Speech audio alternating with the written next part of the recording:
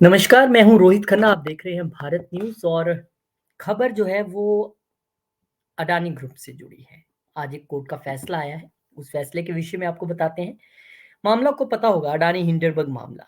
इस मामले पर फैसला कोर्ट ने सुना दिया है। सेबी की जांच रिपोर्ट में दखल देने से सुप्रीम कोर्ट ने इनकार कर दिया। 3 जजों की बेंच ने कहा कि सेबी की जांच उचित है और वो इस मामले की जांच के लिए सक्षम एजेंसी है। मार्केट रेगुलेटर ने अडानी हिंडनबर्ग मामले में 24 में से 22 मामलों की जांच पूरी कर ली है और अभी भी 2 मामलों की जांच बची है। सुप्रीम कोर्ट ने बाकी बचे दोनों मामलों की जांच पूरी करने के लिए सेबी को 3 महीने की मोहलत दी है।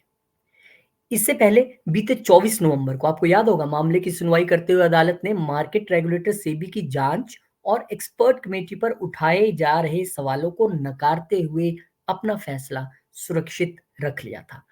अब गौरतलब है कि आपको पता होगा कि अमेरिकी शॉर्ट सेलर फर्म ने साल 2023 में जनवरी के ही महीने में अडानी ग्रुप को लेकर एक रिसर्च रिपोर्ट पब्लिश की थी, जिसमें अडानी की कंपनी के शेयर ओवरवैल्यूड होने और कीमतों में हेरफेर समेत समूह पर कर्ज को लेकर कई गंभीर सवाल वहां पर उठाए थे। सुप्रीम कोर्ट ने अपने फैसले में कहा कि हम सेबी को दिए गए समय में अपनी पूरी जांच रिपोर्ट सौंपने का आदेश दे रहे हैं। अडानी हिंडनबर्ग मामले पर chief justice D Y Chandrachud, justice JB Pardiwala और जस्टिस मनोज मिश्रा की बेंच ने बुधवार को फैसला सुनाया। सीजेआई ने फैसला सुनाते कहा कि कोर्ट को सेबी के अधिकार क्षेत्र में दखल देने का बहुत सीमित अधिकार है। सुप्रीम कोर्ट ने आगे कहा कि सेबी ही इस मामले की जांच करेगी, एसआईटी को जांच ट्रांसफर नहीं की जाएगी। तो सबसे बड़ी खबर तो ये है कि जो एसआईटी को जांच ट्रांसफर करने के लिए बार-बार कहा जा रहा था, खबरें ऐसी आ रही थी, वो अब नहीं होगा। एसआईटी को कोई जांच ट्रांसफर जो है वो नहीं की जाएगी। इसके साथ ही उम, अपने फैसले में सुप्रीम कोर्ट ने सेबी के एफपीआई नियम को यह कहकर रद्द करने से इनकार कर दिया कि अदालतें नियामक शासन के क्षेत्र में प्रवेश नहीं कर सकती। यानी कि एफपीआई का जो नियम था, उसको रद्द करने से इनकार कर दिया है सुप्रीम कोर्ट ने।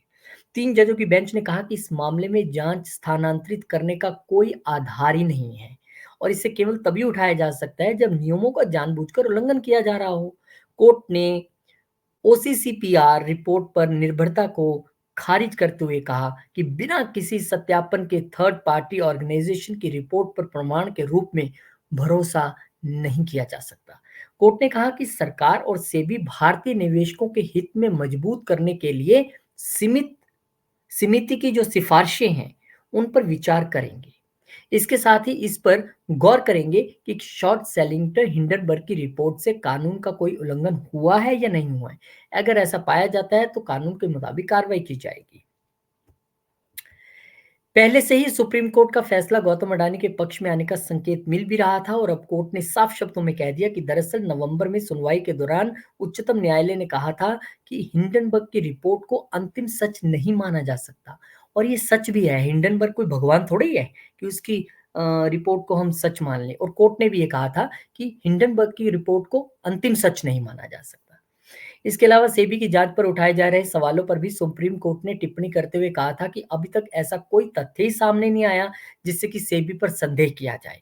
हम बिना ठोस आधार के सेबी पर अविश्वास नहीं कर सकते, ये कोर्ट ने कहा था उस वक्त।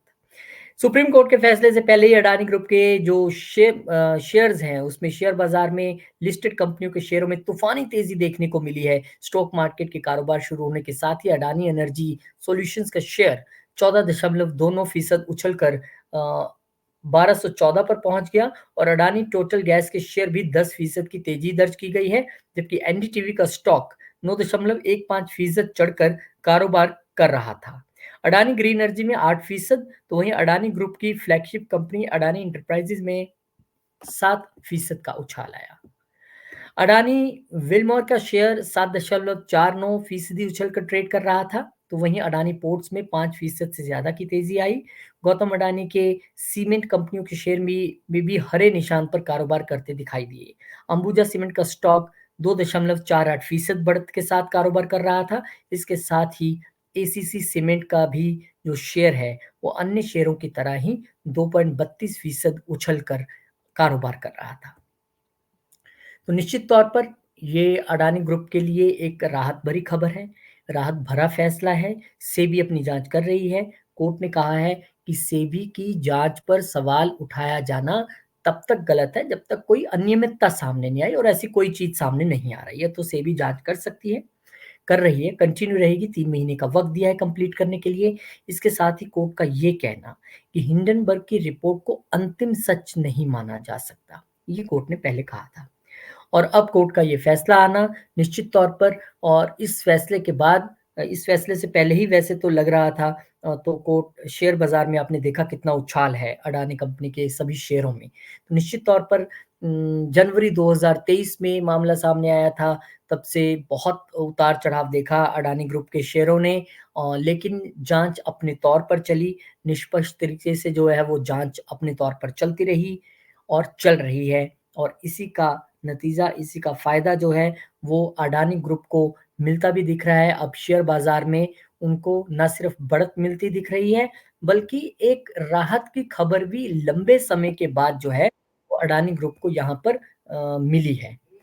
तो निश्चित तौर पर जो एक एसआईटी की बात की गई थी, वो भी कह दिया कि सीबीआई के पास नहीं जाएगा अडानी हिंडनबर्ग मामला, और ये एक तरीके से बड़ी राहत इसे आप अडानी ग्रुप के लिए देख सकते हैं।